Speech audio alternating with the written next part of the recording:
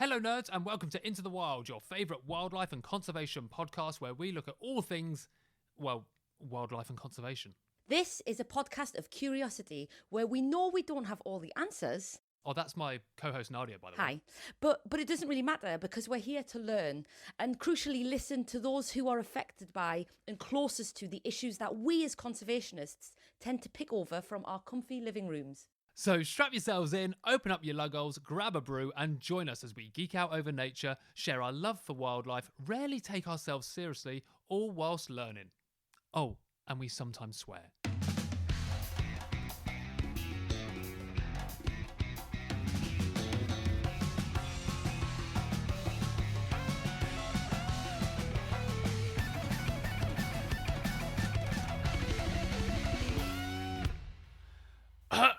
Why? Every time do you have to make yourself be known?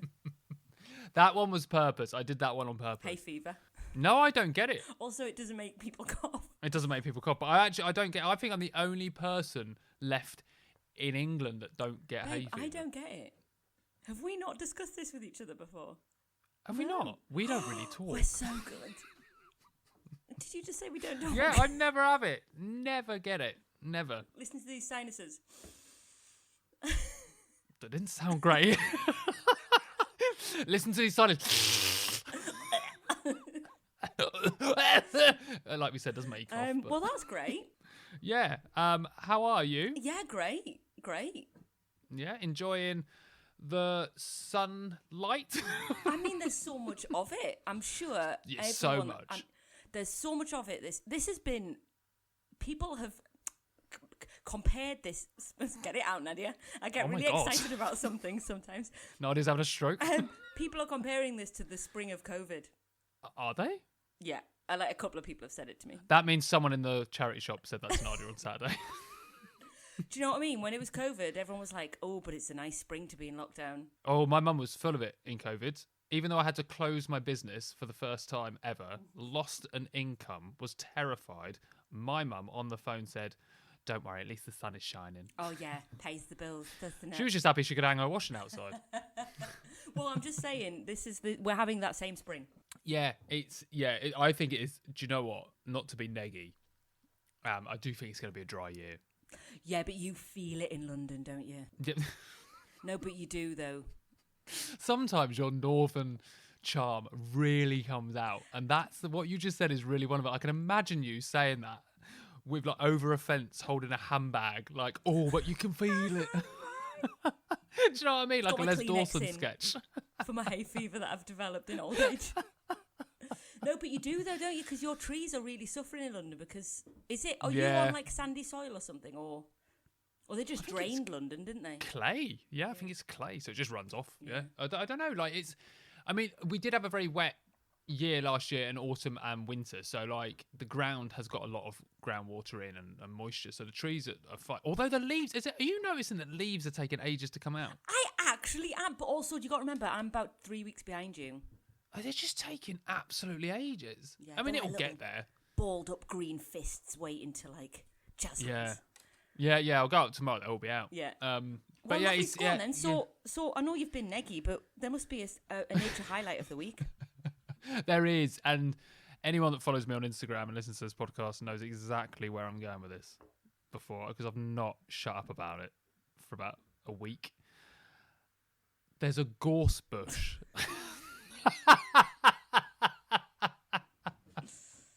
Go on. On Hampstead Heath, which, if I told you it was like 1,000 light bulbs 1,000 candle power shining. I took my friend Jess, who's an old school friend. She walked round the heath with me with the dogs, and we looked at it and I went, "Are you having to squint?" Because I am. And she went, "Do you know what, I am, yeah." It was so bright. I'm not lying. Jess just I'm messaged telling me the saying, truth. "Has Ryan told you about that gorse yet?" Honest, Nadia, it's so blooming and bright. Nice. And I love it because it always happens this time. I know gorse is a bit like I'll do what I want when I want. Yeah. But this one on Hampstead Heath is always this time of year, and it's just it's huge and it's all yellow. And the smell, I'm not kidding you, you can stand 15 foot away and you can smell the coconut. Nice. Which is quite a distance to stand back That's from a Herbal Essences advert. I'm surprised they're not doing adverts around it. Honestly. Wow. Like it's just beautiful, and you've got like the birds sweeping in and out of it. It's covered in, like, you see all the bees, and there's a lot of honeybees, but there's also these different small species of wasp flying around it, and all like getting it. It's just lovely, and I just adore it. So I know I'm banging on about it. I'll find something else soon, but but that's my highlight. It's just so yellow. It's a good highlight. Yeah, literally does highlight the heath. Have you had Coldplay's Yellow in your head while you've been looking at it? That would be a tragedy, wouldn't it? You can see it from space. Okay, no, I'm not going to carry on. We need to I'm not move going to engage. We got. This is only meant to be a 1-minute segment at the top of the show. So my nature highlight of this week is I was walking along the River Tweed on Thursday, and that it's like a double whammy. A dipper flew over my head singing at the same time, did a loop-de-loop and landed on a rock. And as it landed... Did a loop-de-loop? Is that what you say, loop-de-loop? Well, did it go like a roller coaster loop upside down and carried on? I mean, like it went... That's like very animated, if it did. It did like a round in a circle thing. Let's call it a loop-de-loop for argument's sake, shall we? All right, but I don't feel good about it. So I was having this lovely transcendental experience of nature's, our only aquatic songbird. But then not only that, then a flock of sand martins just flew over my head, and it's the first hirundines I've seen this year. I haven't actually seen swallows or anything else yet. And I kind of just, it took me by such surprise that they were back, because I was quite cold, and I dropped to my knees, put my hands in the air and screamed, "Welcome home!" And honestly, I don't know where it came from in me.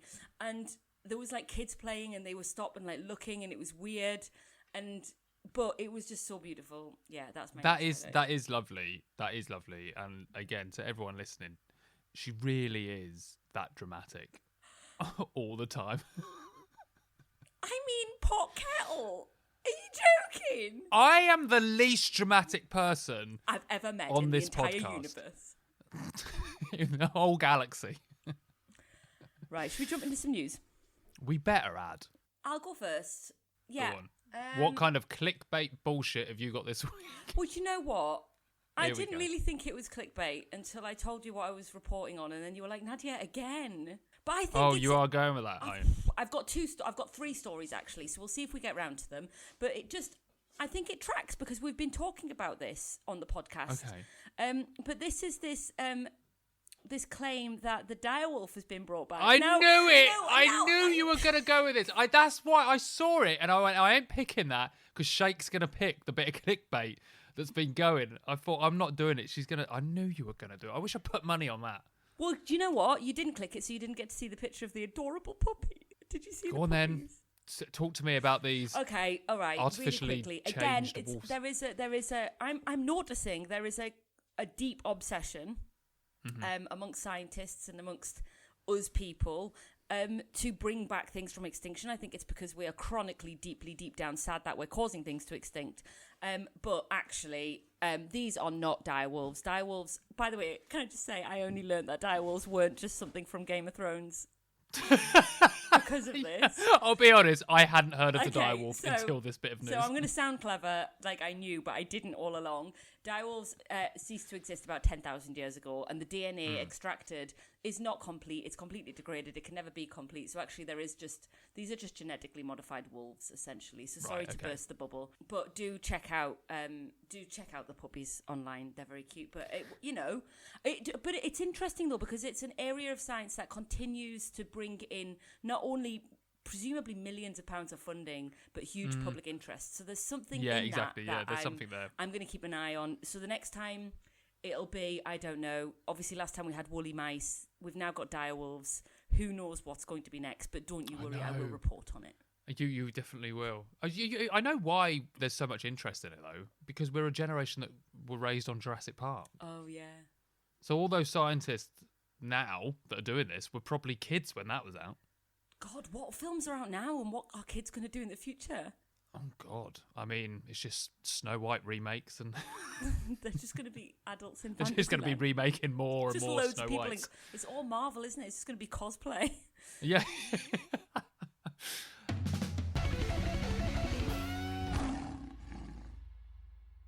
Hello, nerds. Sorry to interrupt the show. I've just got a wee favour to ask.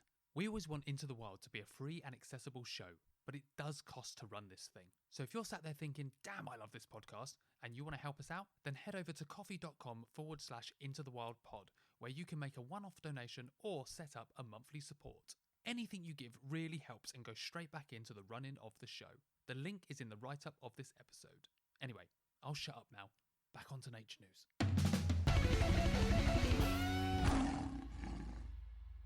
Okay, what have you got? All right, well, I've got a bit of. I'm going back to that sexy old topic of human-wildlife conflict or coexistence. I saw this story. I thought it was quite interesting because it actually relates to what we've been hearing about on our journey back to Namibia series. A little bit of plug there for you nerds to go back and listen to that.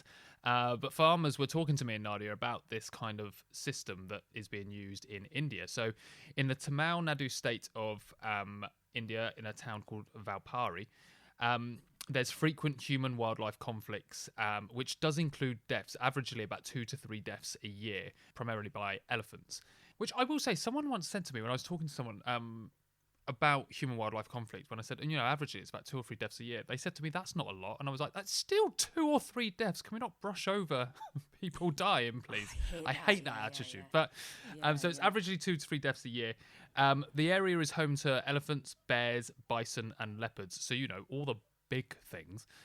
And the Tamil Nadu Forest Department has introduced a smart virtual fencing system, which basically works like an early warning system.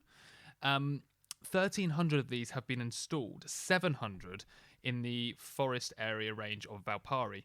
Now, the reason why there's a lot of conflicts in this area is because it's a huge range of tea plantations in amongst the forest, so animals are passing through and stuff like that.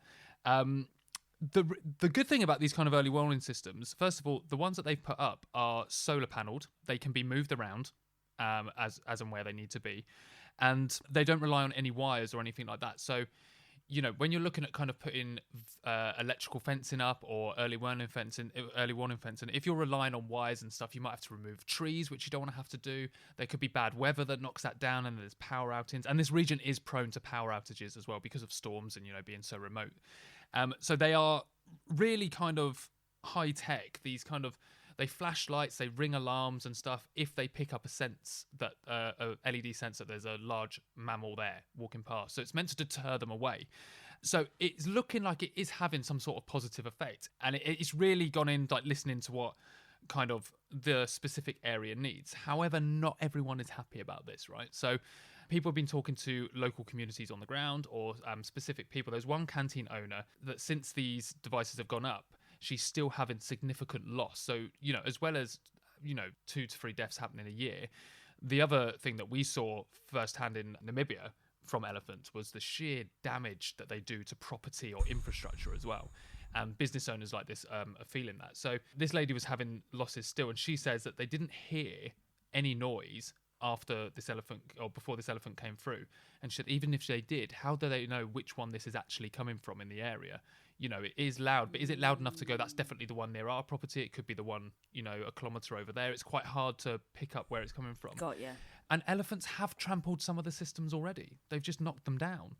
So there wasn't a very endearing thing. Listening to the interview of this lady, her son has drawn pictures of elephants all across her property because he believes it's going to deter the elephants as well. And I think that's the most sweet thing that's probably been done. I mean, should he have drawn mice? Probably, yeah. But, maybe it looks like if it's a lot smaller, maybe the elephant will think it's a mouse. For sure. Right, that's really interesting. Yeah, the other thing is that the communities have been reporting that some have stopped working already. They've been installed and no one's come back to check on them. So is it one of those things where it's like the right British box workmanship? Yeah, do you know what I mean? Just put in there and then no one's gone back. Sometimes they alert when people are walking past. So it's kind of like, okay, it's just keeping people ultra on edge. And the animals are getting used to the noises already. Yeah. You've got to remember, this area is it's quite a busy area. They're used to loud noises. Elephants are like, the cleverest, one of the cleverest animals. And in an area where animals are already going so close to people, they're used to loud noises. So is this something that is actually going to deter them, or after some time, elephants are just going to keep walking through? So it's a really innovative. I can never say that word. Quick. Innovative. There we go. It's a horrible one. I can't say specific. It's a really cool idea. Is it gonna tackle the problem? Maybe not, but it's certainly a good thing that people are looking at early warning systems, because farmers were telling us, Nadia, in Namibia, that's the main thing they want: early warning and that's systems. all that matters. If the landowner, if the farmers are the people that say they want to try something, that's where you invest the money, because that's where it gets. So it might not work, but you've listened and invested. But it's trial and error, right? So maybe they'll learn, actually, if one of the problems is they don't know which one it's coming from, change the sound for each area so everyone's got their own ringtone. Nothing's perfect from the get-go. So I do think I'm going to see if I can. We've got a few contacts in India that we've spoken to before, so I'm going to try and talk to them and see if we can keep up to date with stuff like this over the next year or so. It'd be very interesting to see. As long as there's funding, it'll go from strength to strength. I mean, it's just a bit like when you call me, it plays hot chocolate. Do you know what I mean? So I know who's calling. No, it doesn't. Oh, I so wish it played hot chocolate. That's the song that came to mind when I wanted to tell that joke. Do you know I've got that on LP? Oh, swapsies. Absolutely not. What else am I going to play in the morning when I'm getting ready? Right, come on then. Let me get a story in to make it seem like I'm a credible reporter. Okay, go on then. Wildlife. This is just a really, really. I know I go on about this subject area. Could be clickbait. So this is a story, an area that I go on a lot about because it's a huge issue for the UK and our ecosystems and biodiversity. But this is some positive news, which is the proposal by DEFRA to ban burning on deep heat. Deep heat? On deep peat. Deep heat. Deep heat is what happens. I genuinely thought for a second there you were like, they've banned deep heat. And I've got an ultra marathon in 2 days. I thought that is bad news for Ryan. This is ultra bad news. Why? Why is everyone trying to screw me over? Oh, love. No, don't worry. But it's Deep Pete, who sounds like a perv you don't want I can't unhear it. I can't unhear it now. I can't hear it anyway. So at the moment, the way the law stands is that we know that peat is one of the biggest storers of carbon in our ecosystems, and when the vegetation that grows on top of peat is burnt, it dries the peat out, exposes it to erosion. It releases tons and tons and tons of carbon into the atmosphere. It's one of our most precious ecosystems. It's our version of the rainforest for the UK. It's that precious. Currently, where the law states is that you can only not burn on peat. I think it's 20 or 30 centimetres on triple SIs, but this proposal by DEFRA is that it's banning on all deep. Oh no, I think it has to be over 40 centimetres, but this is saying banning on all deep peat anyway, whether it's a triple SI or not. So it's a really, really huge big win for conservationists, environmentalists, anyone with a soul, anyone who's ever heard anything about peat as habitats, anybody who's considered the world beyond their own needs, if their needs are shooting game. You went in then. You went in. Oh, do you know what? Let's not beat around the bush. Let's not beat around the tiny proportion of people that prioritise shooting game over everything else in their own self-interest. Stop listening to this podcast. I hope you're not even listening anyway. I hope you get an injury and can't use deep heat. You can't get hold of it. And it just hurts. It triggers my anxiety. That is amazing news, though. That is great. News. It's great news. So no more burning. No more, but it is a proposal. But I think the background work has been done for long enough that this will go through. I can imagine. Okay, cool. So let's keep an eye on this and see how it pans out. Or keep an eye on the shooting lot and the countrysidey people, and just see them throwing all the toys out the pram, because that's also funny depending on where you want to get your news. Ryan, why are you going to the countryside? Just keeping my eye on the country lot. Just keeping where are they? Just checking in, see what's happening. Yeah.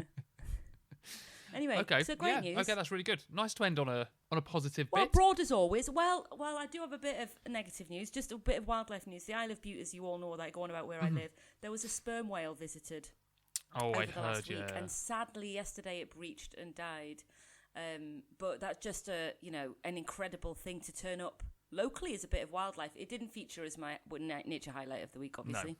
It's a very mixed feeling one, isn't it? 1 minute it's there, and then it's there for negative reasons. So it's very sad. Are you going to have a little fire on the beach for it? I think it needs a little vigil. Yeah. We'll dedicate this podcast to the sperm whale that visited Butte. Okay.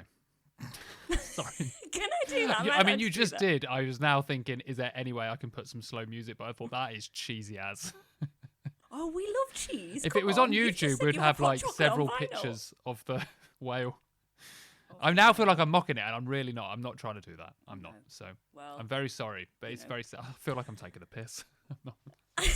Okay, well, positives and negatives all around there for our podcast this week. Yes, absolutely. Nerds, thanks for tuning in to another episode of Nature News. If you haven't caught up with episode 3 of Journey Back to Namibia that came out last Monday, please do that. It is an incredible episode, and I say that myself. No, it sounds weird and biased to say, but I say that from the perspective of hearing the voices that are on it, which aren't mine and Nadia's. We spoke to 2 farmers, Wapandwa and Joseph, from the area of Herirovapuka in Namibia, about how they have adapted in the climate crisis, in the drought with farming, what they're having to do to change, what they're having to do to kind of deal with human-wildlife conflict, like we've just spoken about in India. Listening back to that episode and those chats really took me back to Namibia. So please do go back and catch up with that. We'll be back next week with some more nature news. If you're not following us on the socials, you know what to do. Just search Into the Wild Pod on Blue Sky and Instagram. We're present on Twitter, just sharing episodes, but we're not really chatting on there. If you have any spare cash and you'd like to throw it towards your favourite nature and conservation podcast, you can visit kofi.com/Into the Wild Pod. The link is in the write-up of this episode, as are the links to all the things we've mentioned on today's show. Until next time, look after yourselves, and we'll see you on the next episode. Bye!